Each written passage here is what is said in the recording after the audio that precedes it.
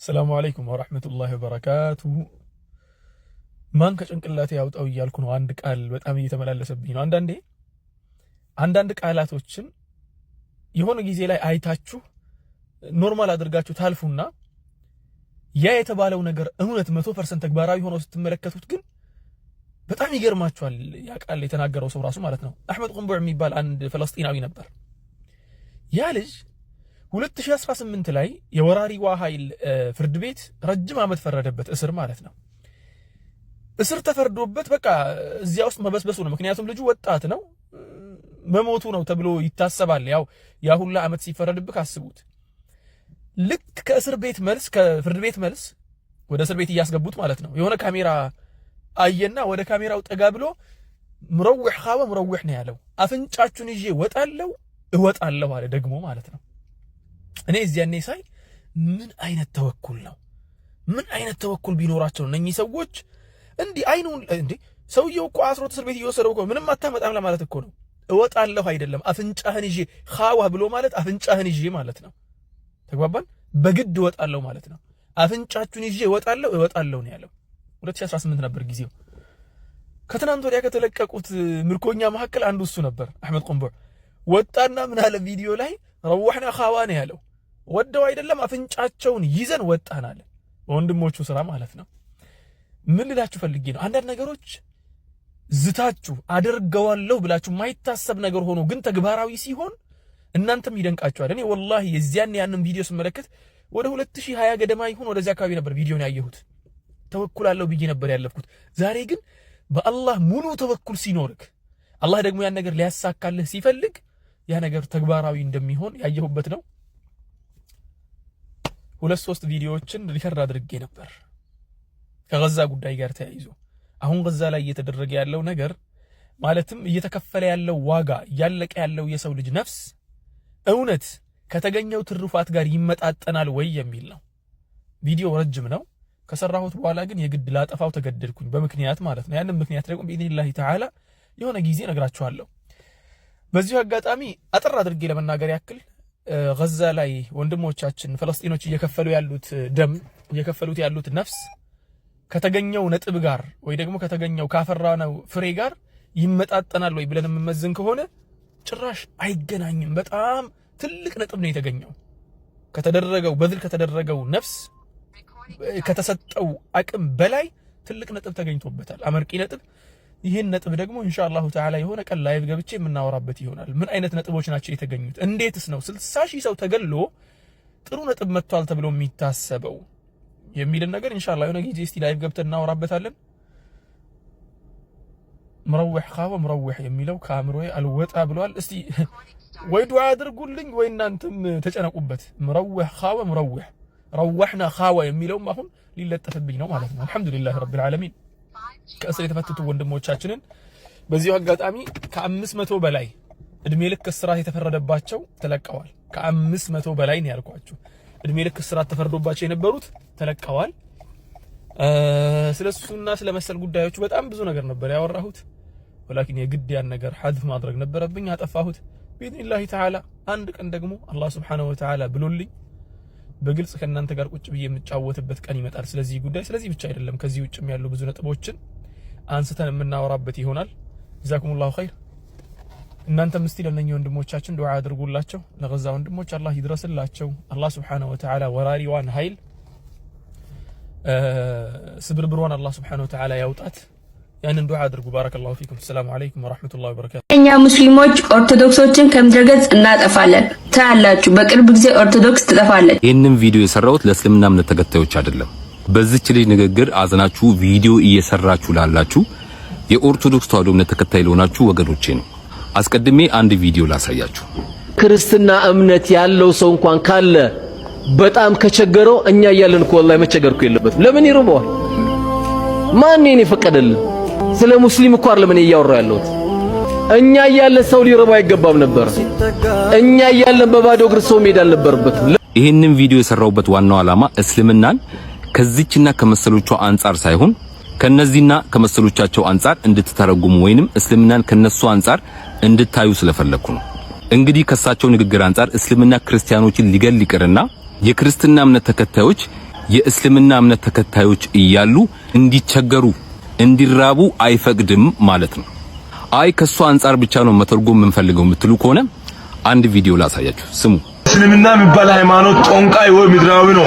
ምድር ላይ የሚቀር ሃይማኖት ነው። ይሄ ሃይማኖት ጦንቃይ ነው። አሁን እነግራለሁ ምድራዊ ነው። እስልምና የሚባል ሃይማኖት ወይ ከሀገር ናጥፋ አልበዛ። እንግዲህ እንደሰማችሁት ነው። ከሷ አንፃር እስልምናን ገዳይ የምትሉ ከዚህ ልጅስ አንፃር የኦርቶዶክስ ተዋሕዶ እምነት ገዳይ ነች እንበል? አያችሁ ሁሉም እምነት ላይ ባለጌዎች አሉ። ያልወከላቸውን እምነት ወከልን እያሉ እየወጡ አፋቸውን የሚከፍቱ በጣም ብዙ ባለጌዎች በየሁሉም እምነት ውስጥ አሉ። ስለዚህ ከነሱ አንፃር ሳይሆን እንደየቤተ እምነቶቹ አስተምሮ አንፃር ነገሮችን ለማየት ብንሞክር ለማለት ፈልጌ ነው። በብሔሩ መተው እንደዚህ አፋቸውን ለሚከፍቱ እነሱ የኔ ብሔር ነው ብለው ከሚያስቡት ብሔር ታሪክ፣ ስርዓት፣ ባህል አንፃር ብንመለከት ለማለት ፈልጌ ነው። አንዳንድ ተራ ሰዎች እየተነሱ ሶሻል ሚዲያ ላይ አጀንዳ በሰጡን ቁጥር እኛ ባንጨቃጨቅ ለማለት ነው ይሄን ቪዲዮ የሰራሁት። ይሄንን ቪዲዮ አድርሱልኝ። አመሰግናለሁ። ገነትና ሲኦል ለሁሉም እምነቶች እኩል ቢፈጠርም ሙፍቲን በኔ እይታ አላህም እግዚአብሔር እንደሚወዷቸው አልጠራጠርም። ለምን አትሉኝም? የአንድ እምነት መለኪያው ከዶግማው ባሻገር መልካም መሆኑ ነው ለወገን ለሀገር።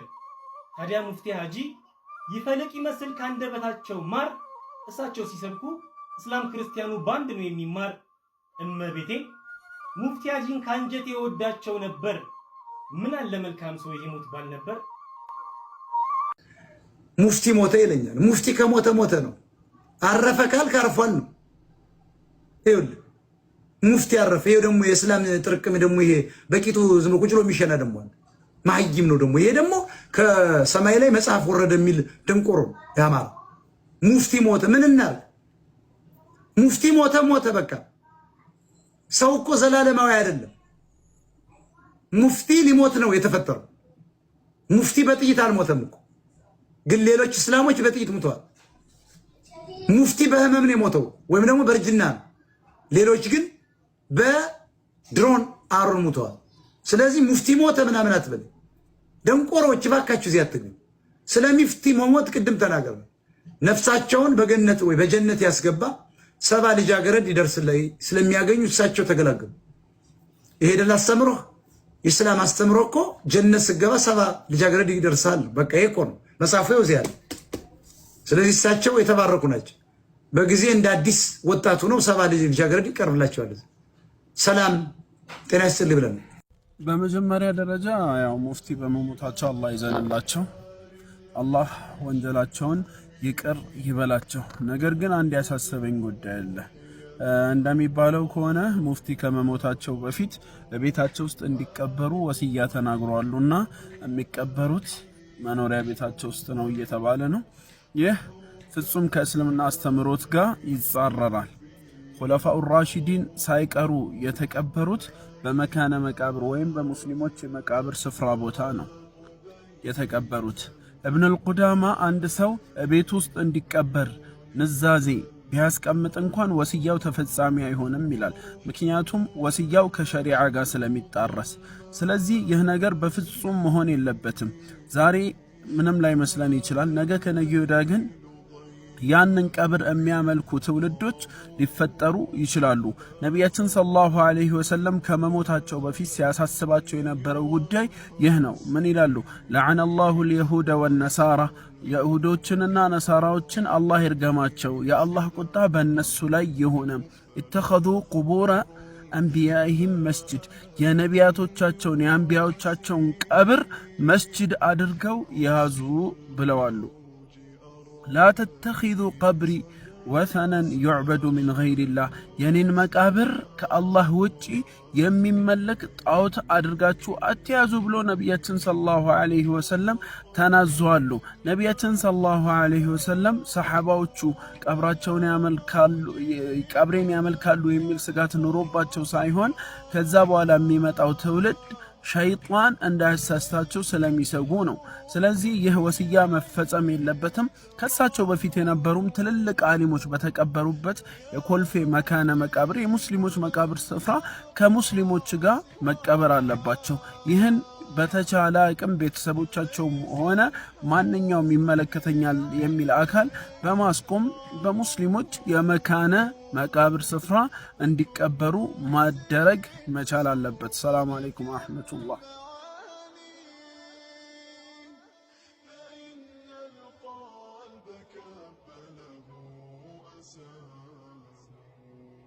የመጀመሪያ ጥያቄ ዘዳግም ምዕራፍ 21 ቁጥር 15 ላይ እና ሁለተኛ ሳሙኤል ምዕራፍ 12 ቁጥር 8 ላይ እግዚአብሔር ምን ይላል? እግዚአብሔር ምን ይላል? ለአንድሱ የተወደደች ለአንዲቱ የተጠላች ሁለት ሚስቶች ቢኖሩት እያለ ይናገራልና አንድ ሴት አንድ ባል ሁለት ሚስቶች ካሉት ውርሱን እንዴት አድርጎ ማከፋፈል እንዳለበት እግዚአብሔር ስለ ሚስቶች ያወራል። ሁለተኛ ሳሙኤል ምዕራፍ 12 ቁጥር 8 ላይ የጌታህን ሚስቶች ሰጠው፣ የጌታህን ሚስቶች በብብት ጣልኩልህ፣ የይሁዳን ቤት ሰጠው፣ ይህ አንሶ ቢሆን ኖሮ ከዚህ የበለጠ ጨምርልህ ነበር ብሎ እግዚአብሔር ለዳዊት ሚስቶች እንደሰጠው ይናገራል። ስለዚህ ከአንድ ባለማግባት ዝሙት ከሆነ እናንተ እንደምትሉት እግዚአብሔር ለዳዊት ዝሙት አሰርቶታል ወይ? እንደገና ደግሞ ለዝሙተኞች ሕግ እያወጣ ነው ወይ ነው? እዚህ ላይ ዝሙት የሚሰሩ ሰዎች ሚስት ብሎ መጥራቱስ እግዚአብሔር ተሳስቷል ወይ? ዝሙት የሚሰሩን ሴቶች ሚስት ብሎ በሚስት ያኔ ክብር መጥራቱ እግዚአብሔር ተሳስቷል? ይሄ መጀመሪያው ጥያቄ ነው። ቀጥል ሁለተኛውንም አምጪ ነው መልስልኝ። ከዛ ቀጥል አንድ አምጪ ዛራ ብናሽ አትረብሽ አልጎት ተው እንጂ መልስልኝ። እሺ ይሄን አንቺ ችግርሽ ምንድነው? መልሳለሁ። ጌታ ምስክሬ ነው፣ መልሳለሁ። ሁለቱንም አምጪና ሰጠኝ። አላስወጣሽም። ሁለቱሽን እንኳን ቀጥይ። ሁለተኛ ጥያቄ ኦሪት ዘዳግም ምዕራፍ 24 ቁጥር 1 እንደዚሁም ደግሞ ኦሪት ዘዳግም በጣም ብዙ ቦታዎች ላይ ኦሪት ዘዳግም ምዕራፍ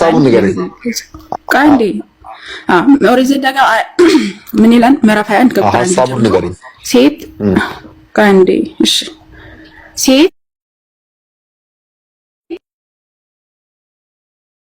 ጽፎ እንዲሰጣት ያስቀምጣል ወይም ደግሞ እንዲፈታት ያስቀምጣል። ወንድ ይፈታል እዚህ ላይ ማለት ነው። ይፈታል ከዛ በኋላ ወደ ቤቱ ይልካታል ማለት ነው። ፍች ይፈቀር ነበር በእግዚአብሔር። አዲስ ኪዳን ላይ ግን ያኔ ፍች ኖርማል ነው። አንድ ሰው ከተጣሉ መፈታታቸው በጣም አሪፍ የሆነ ነገር ነው። ግን አዲስ ኪዳን ላይ ኢየሱስ ክርስቶስ ይሄንን ከልክሯል። ሚስቱን የሚፈታ ሁሉ ፍቿን ጽፈት ይስጣት። እኔ ግን እላችኋለሁ ያለ ዝሙት ምክንያት ሚስት የሚፈታ ሁሉ አመንዝር ያደርጋል። አንድ ሰው ሚስቱን ከፈታ ያለ ዝሙት ምክንያት ከሆነ አመንዝር እንዴት ነው ዝሙተኛ የሚባለው? አንድ ሰው ያለ ዝሙት ምክንያት እንዴት ነው ሚስቱን መፍታት የለበትም? ይሄ ከሞራሊ ወይም አንድ ሰው ጤነኛ ጭንቅላት ካለው እንዴት ነው ይሄ ከሰው ጋር አብሮ የሚሄድ ህግ ሊሆን የሚችለው? ምክንያቱም የሰው ልጅ በዝሙት ብቻ አይደለም በብዙ ነገር አንተም እንደምታውቀው ይጣላል። አሲድ ራሱ የሚደፋባቸው ስንት ነው ያሉት አሁን ላይ ሴቶች እየተሰቃዩ ነው የሚኖሩት ማለት ነውና ይሄ እንደ ትክክለኛው ህግ ተብሎ አዲስ ኪዳን ላይ ሊወጣ ይችላል። ኢየሱስ ክርስቶስ የፍቅር አምላክ የፍቅር እንደዚህ ምናምን እያላችሁ የምትሰብኩ ከሆነ እንዴት ነው ያለ ዝሙት ምክንያት ካልሆነ በስተቀር አትፋቱ ብሎ እዛው ላይ እየተጨቆኑ እንዲኖሩ የሚያደርጋቸው? ይሄ ነው ጥያቄ። ሁለተኛ ምን አይነት ሰው ነሽ ግን? አንቺ ግን በጣም ከባድ ሰው ነሽ። የዛራ ጥያቄ ሁለት ጥያቄ ነው። የመጀመሪያ